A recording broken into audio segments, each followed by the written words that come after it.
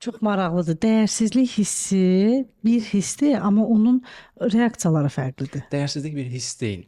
Dəyərsizlik bir inancdır. Bundan doğan hisslər var. Amma kitablarda, belə təlimlərdə anlatılsa da hiss olaraq, amma əslində bu inancdır. Biz yaşadıklarımıza görə, travmalarımıza görə dəyərsiz olduğumuza inanmışıq. Misal üçün, 5 yaşında bir uşaq sevincək bir halda bir şey gətirir ki, valideyninə göstərsin. Valideyn əşi gözləyir, qonşu ilə danışır. O həmin anda uşaq hər şeyi özünü mərkəzə qoyaraq hər şeyi dəyərləndirir. Amma məni sevmir, dəyər vermir, ona qulaq asır, məni dinləmir. Demək ki, mən dəyərsizəm. Başa Buna düşdüm. inanmağa Burada, başlayır. hə, yəni onda müxtəlif hisslərin toplamı Bir dəyərsizliyə insan gətirib tərk çıxarır. edilməkdən qorxursa, biz bilirik ki, ən dərində, ən təməldə dəyərsiz olduğuna inanır.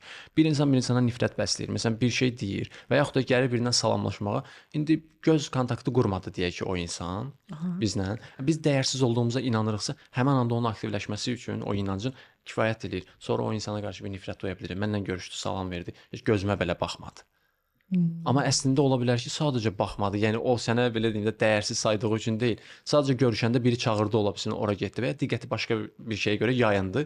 Amma onun içində dəyərsizlik inancı olduğu üçün şuur altında o şəkildə ona rəy verdi. Anladın mı? Oradan yarandı bir nifrət hissi. Çox maraqlı deyə. Əslində indi burada ikinci bir məsələ çıxırdı ortaya.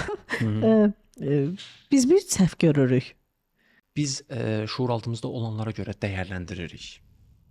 Bu baxımdan biz səhv görürük. Olduğu kimi görmürük. Olduğu kimi görmürük. Şəffaf alıyor. Zehnimizə uyğun, özümüzə uyğun dəyərləndiririk. Yəni belə deyim də, 20 nəfər düşünün, gedir bir psixologiya kursuna və yaxud bir kursa qatılır.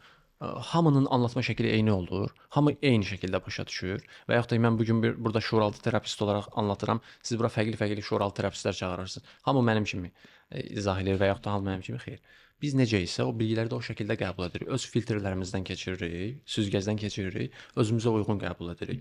Məsəl üçün bir masada oturur 5 nəfər, 5-i də bir insanın haqqında soruşsaq və yaxud da ki bir söz. Məsələn, sevgi sözünün mənası nədir? Bunu 5 fərqli insandan soruşun. Hamısı fərqli-fərqli şeylərdən danışmağa başlayacaq. Sözlərə yüklədiyimiz mənalar belə fərqlidir. Bizə görə baş verir də, şəkillənir dilləri. Bizə görə şəkillənir. Bizə görə şəkil. Bizə görə şəkil.